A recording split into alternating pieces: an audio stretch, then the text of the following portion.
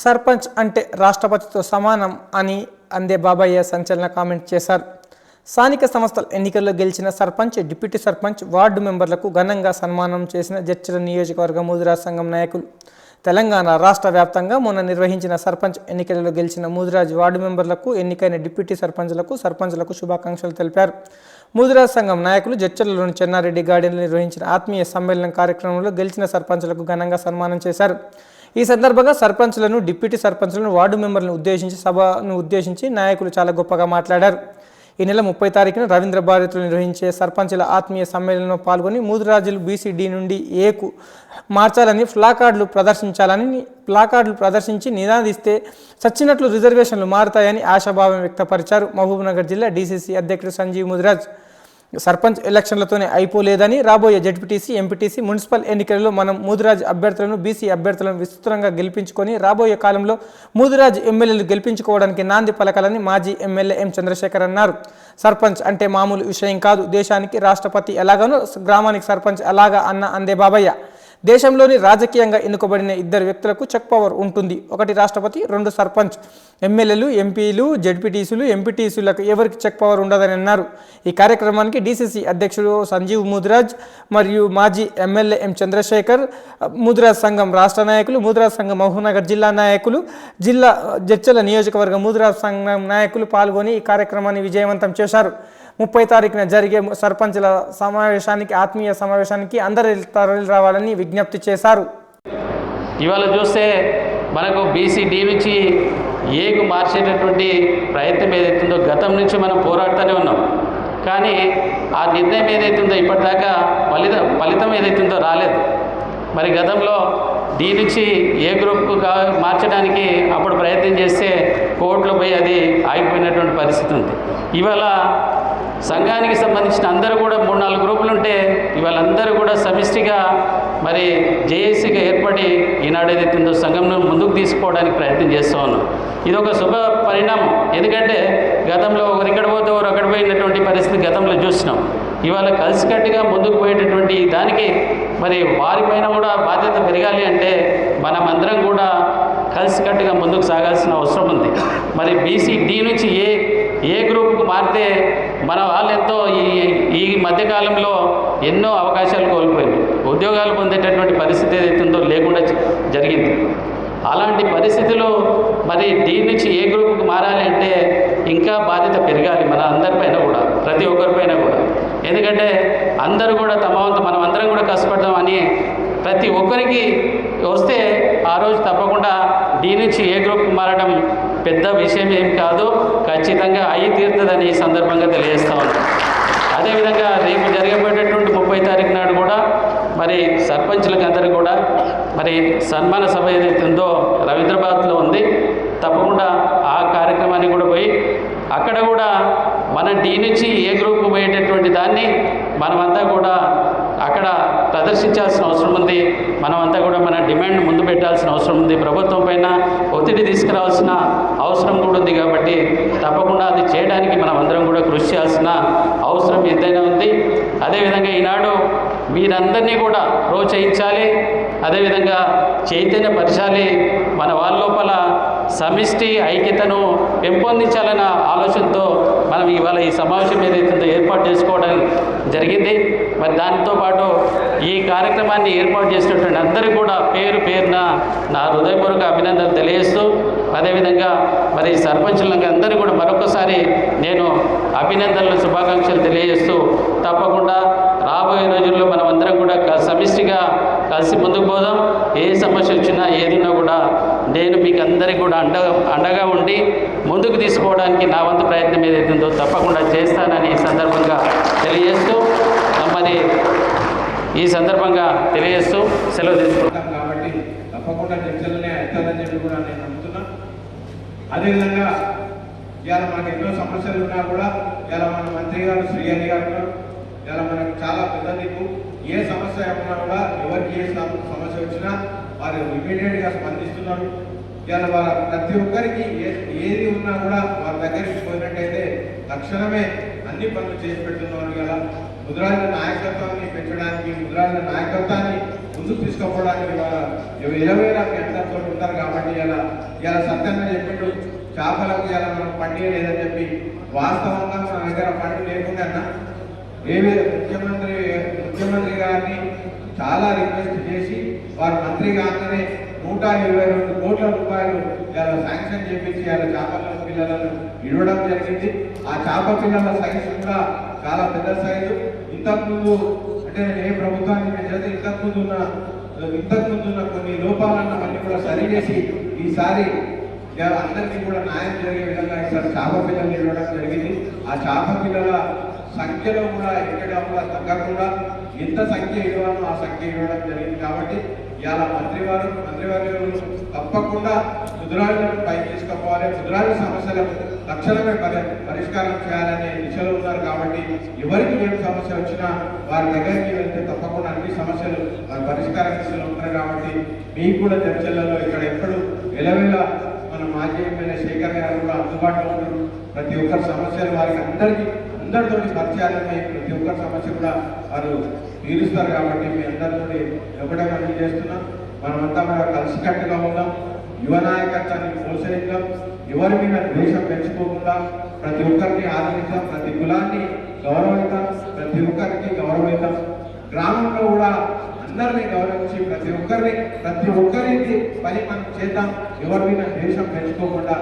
ఇవాళ మన 30 తారీఖు నాడు మనకు మొత్తం రాష్ట్రంలో గెలిచిన సర్పంచ్లకు ఉప సర్పంచ్లకు మన శంకరన్న గారు, మన పట్టప్రకాశ్ అన్న గారు, మన రాజేంద్ర అన్న గారు, అదేవిధంగా మన బోరం జ్ఞానేశ్వరన్న గారు వాళ్ళంతా కలిసి సర్పంచ్లకు ఉప సర్పంచ్లకు అందరికీ కూడా వార్డు మెంబర్లకు ఆహ్వానం ఉంది. ప్రతి వార్డు మెంబర్లు కూడా రావాలి. మొత్తం రాష్ట్రం నుంచి వస్తున్నారు. కాబట్టి రవీంద్ర భారతిలో 30 తారీఖు నాడు 11 గంటలకు ప్రతి ఒక్క సర్పంచ్ రావాలి. ఎవరైనా సర్పంచులు మిస్ అయినా కూడా వారికి సమాచారం లేకుండా కూడా అందరికీ సమాచారం ఇవ్వాలని చెప్పి కూడా అందరం కలిసి అక్కడ కూడా మేమంతా కూడా అందరం కూడా నిన్ననే ఒక మీటింగ్ అయ్యి పోస్టర్ కూడా రిలీజ్ చేసి ఆ వచ్చే మీటింగ్లో కూడా అందరం కూడా ప్లకార్డ్స్ పట్టుకొని డి గ్రూప్ నుంచి ఏ గ్రూప్ కావాలని చెప్పి ప్రతి సర్పంచ్ ప్రతి తాలూకా నుంచి వచ్చి సర్పంచ్ ఒక ప్లకార్డ్ పట్టుకొని డి గ్రూప్ నుంచి ఏ గ్రూప్ కావాలని చెప్పి నినాదాన్ని మరొకసారి రవీంద్ర భారతి నుంచి కూడా మనం అందరం కలిసి రాష్ట్ర ప్రభుత్వాన్ని వినిపిద్దామని చెప్పి కూడా మీ అందరితో చెప్తూ మరొకసారి మన సర్పంచ్లకు ఉప సర్పంచ్లకు వార్డు మెంబర్లకు అందరికీ శుభాకాంక్షలు తెలుపుతూ నాకు అవకాశం కలిగించిన వేదికకు కృతజ్ఞతలు ముగిస్తున్నాను.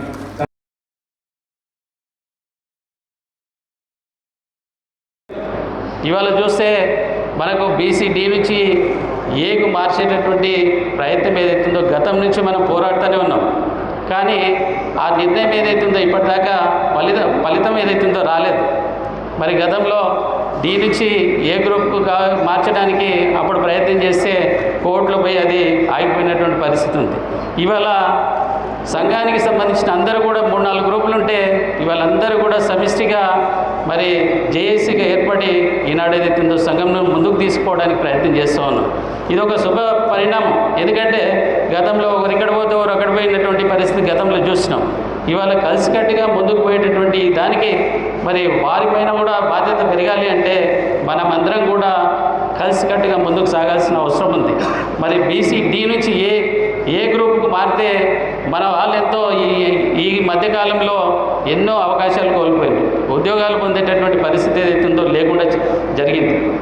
అలాంటి పరిస్థితులు మరి డి నుంచి ఏ గ్రూప్కి మారాలి అంటే ఇంకా బాధ్యత పెరగాలి మన అందరిపైన కూడా, ప్రతి ఒక్కరిపైన కూడా. ఎందుకంటే అందరూ కూడా తమ వంతు మనం అందరం కూడా కష్టపడదామని ప్రతి ఒక్కరికి వస్తే ఆ రోజు తప్పకుండా డి నుంచి ఏ గ్రూప్కి మారడం పెద్ద విషయం ఏం కాదు, ఖచ్చితంగా అయ్యి తీరుతుందని ఈ సందర్భంగా తెలియజేస్తా ఉన్నాం. అదేవిధంగా రేపు జరగబోయేటటువంటి 30 తారీఖు నాడు కూడా మరి సర్పంచులకు అందరూ కూడా మరి సన్మాన సభ ఏదైతే ఉందో రవీంద్రబాద్లో ఉంది. తప్పకుండా ఆ కార్యక్రమాన్ని కూడా పోయి అక్కడ కూడా మన డి నుంచి ఏ గ్రూప్కు పోయేటటువంటి దాన్ని మనమంతా కూడా అక్కడ ప్రదర్శించాల్సిన అవసరం ఉంది. మనమంతా కూడా మన డిమాండ్ ముందు పెట్టాల్సిన అవసరం ఉంది. ప్రభుత్వం పైన ఒత్తిడి తీసుకురావాల్సిన అవసరం కూడా ఉంది. కాబట్టి తప్పకుండా అది చేయడానికి మనం అందరం కూడా కృషి చేయాల్సిన అవసరం ఎంతైనా ఉంది. అదేవిధంగా ఈనాడు మీరందరినీ కూడా ప్రోత్సహించాలి, అదేవిధంగా చైతన్యపరచాలి. మన వాళ్ళ లోపల సమిష్టి ఐక్యతను పెంపొందించాలన్న ఆలోచనతో మనం ఇవాళ ఈ సమావేశం ఏదైతుందో ఏర్పాటు చేసుకోవడం జరిగింది.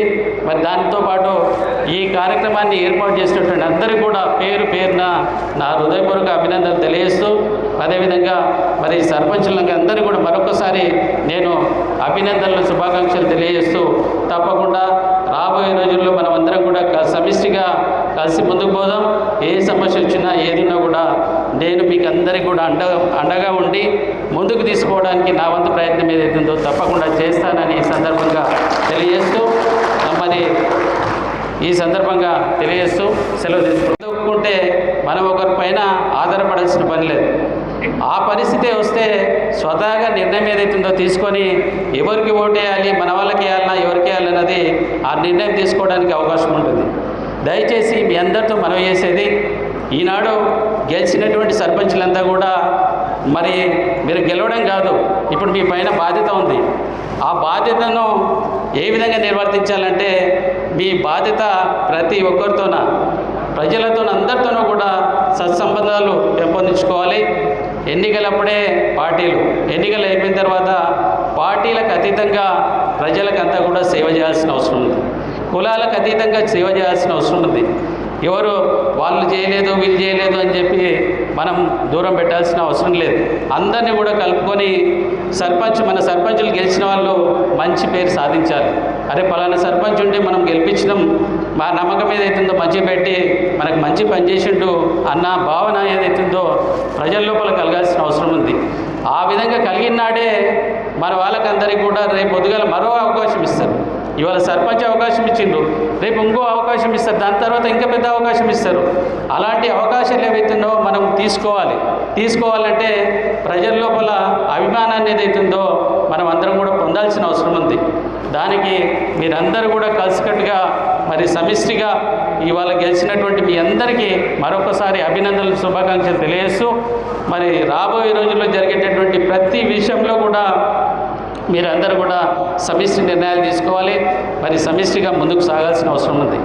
ఈనాడు కానీ సర్పంచులు కానీ మరి వార్డు మెంబర్లు పెద్ద ఎత్తున గెలిచినందుకు ప్రతి ఒక్కరికి కూడా పేరు పేరున హృదయపూర్వక అభినందనలు, అదేవిధంగా శుభాకాంక్షలు తెలియజేస్తూ ఉన్నాను.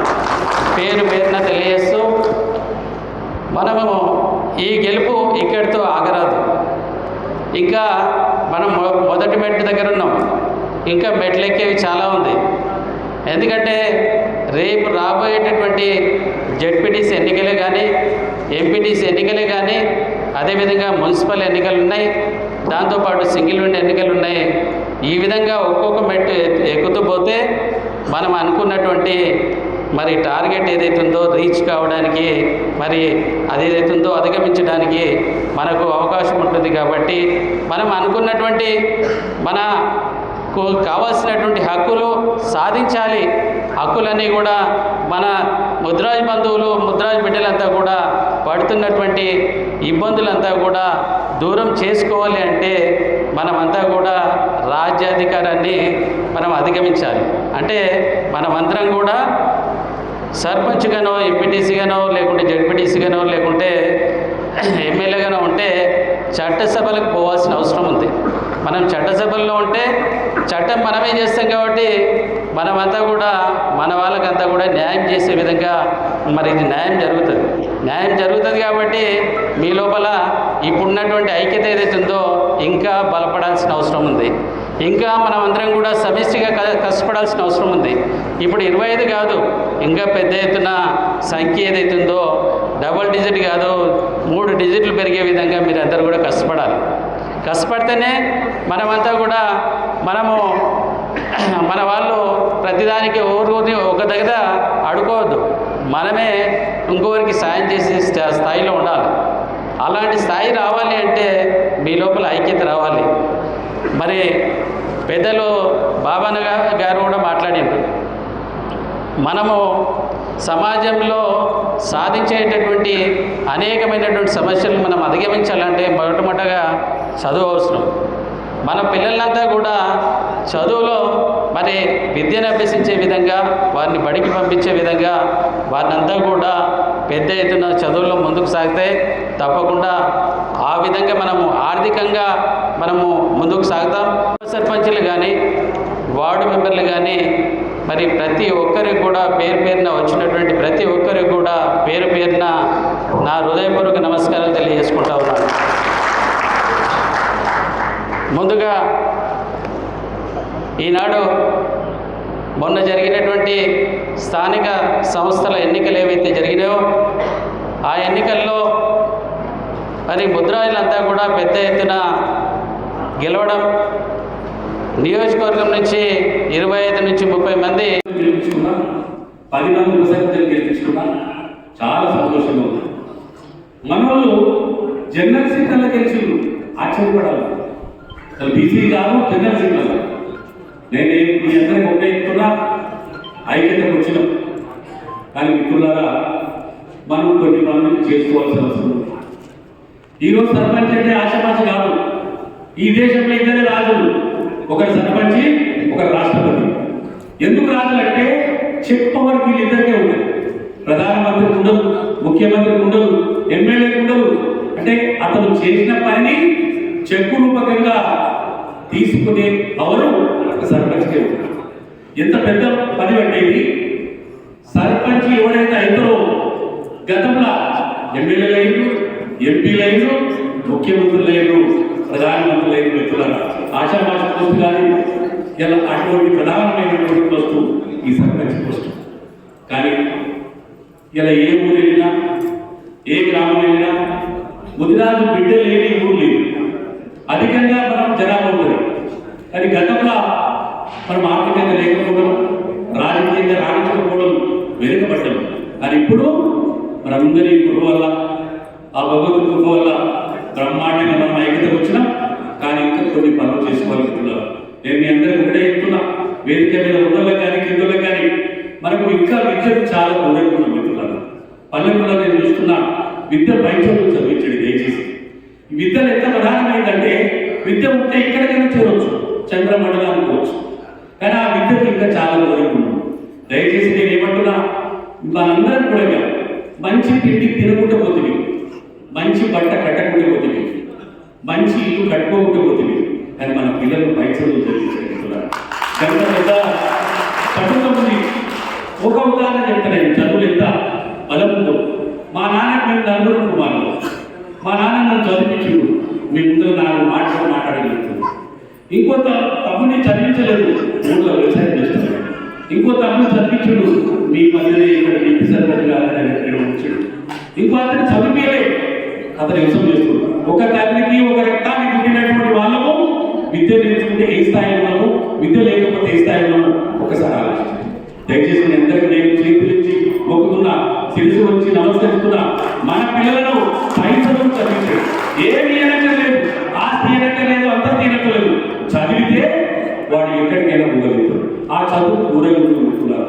ఇళ్ళ పల్లెటూళ్ళ మనం 10వ తరగతిలో చాలా మంది ఇంటికి వస్తున్నారు, 12వ తరగతిలో ఇంటికి వస్తున్నారు.